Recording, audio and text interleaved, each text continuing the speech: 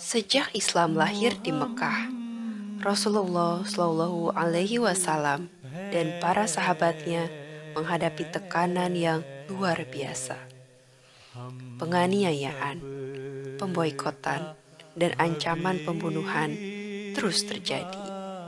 Hijrah ke Madinah bukanlah akhir dari ujian.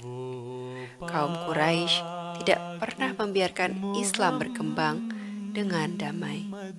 Setelah beberapa kali menghadapi agresi dari kaum Quraisy dan suku-suku Arab lainnya, Rasulullah Shallallahu Alaihi Wasallam dihadapkan pada dilema besar. Apakah perang ini harus terus berlanjut, atau ada jalan lain untuk mengakhirinya? Dalam sejarah peperangan, ada dua cara untuk menghentikan permusuhan: perdamaian atau penyerahan salah satu pihak. Namun, baik kaum Quraisy maupun suku-suku Arab yang bersekutu dengan mereka tidak menunjukkan tanda-tanda ingin berdamai, apalagi menyerah. Maka, setelah perang Khandaq, Rasulullah Shallallahu Alaihi Wasallam mengambil keputusan besar. Islam tidak bisa selamanya bertahan dalam kondisi ini. Jika perdamaian tidak bisa diraih melalui diplomasi, maka ia harus ditegakkan dengan kekuatan. Namun, hal ini bukan berarti Rasulullah Shallallahu Alaihi Wasallam menginginkan perang. Beliau semata-mata mencari keamanan dan kebebasan bagi umat Islam untuk hidup tanpa ancaman. Apalagi jika pihak musuh tidak bersedia berdamai dan terus melakukan serangan.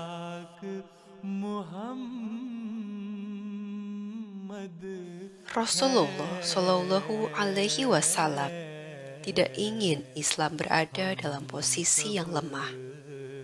Beliau tidak ingin kaum muslimin menyerah, karena itu akan dianggap sebagai tanda kelemahan dan justru akan memperkuat musuh. Sebaliknya, Rasulullah Shallallahu Alaihi Wasallam ingin memastikan bahwa ketika Islam menawarkan perdamaian, hal ini dinilai lebih kuat dan Islam harus cukup kokoh untuk membuat lawan berpikir dua kali sebelum menolak perdamaian. Inilah mengapa kaum muslimin tidak pernah menyerang lebih dulu. Mereka selalu bertahan dan menunggu hingga agresi datang dari pihak musuh. Namun, ketika mereka tahu bahwa musuh tidak akan berhenti, mereka harus mengambil langkah untuk mengakhiri peperangan dengan cara yang tegas. Rasulullah Shallallahu Alaihi Wasallam tidak pernah mencari perang. Jika ada jalan damai, beliau selalu memilihnya. Namun, beliau juga memahami bahwa tidak semua perdamaian bisa dicapai dengan kata-kata. Sejarah mencatat bahwa setiap kali ada kesempatan untuk berdamai, Rasulullah Shallallahu Alaihi Wasallam selalu menyambutnya.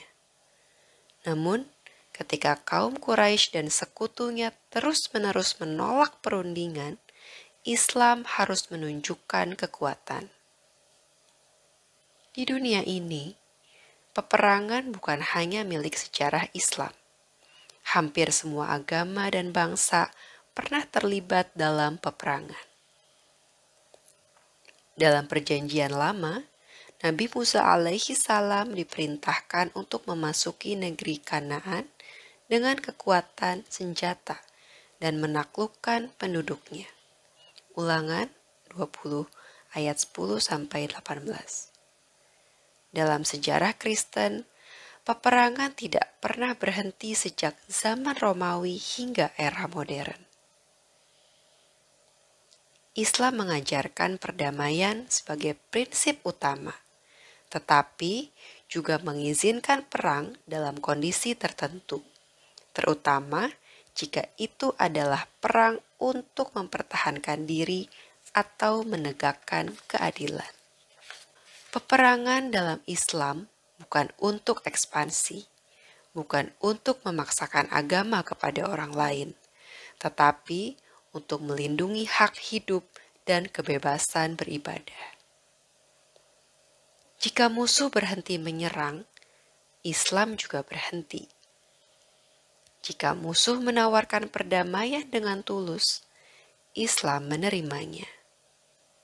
Namun, jika musuh terus menolak perdamaian dan berusaha menghancurkan Islam, maka Islam harus bersikap tegas. Dan itulah makna sebenarnya dari jihad dalam Islam. Bukan untuk menaklukkan, tetapi untuk mempertahankan hak hidup dan kebebasan dengan penuh kehormatan. Perang tidak dilarang sepenuhnya, tetapi hanya dibenarkan dalam kondisi tertentu, misalnya untuk membela diri, melindungi kebebasan beragama, dan menegakkan keadilan. Dalam Al-Quran, perang bertujuan untuk melindungi tempat ibadah dan kebebasan beragama, bukan untuk tujuan pribadi atau kekuasaan. Islam juga menekankan batasan moral dalam peperangan. Umat Islam diperintahkan untuk memerangi hanya mereka yang menyerang lebih dulu, tidak melampaui batas, dan menghormati tempat-tempat suci.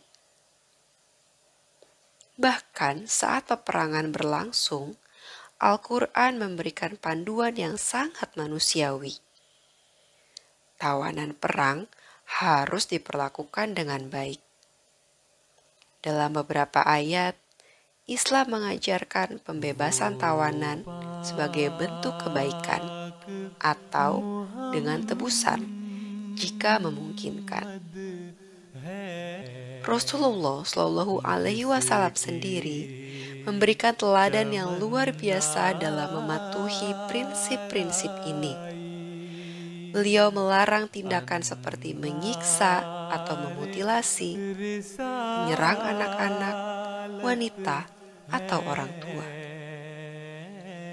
Khalifah Abu Bakar radhiyallahu anhu bahkan menambahkan aturan untuk melindungi pohon buah dan bangunan umum.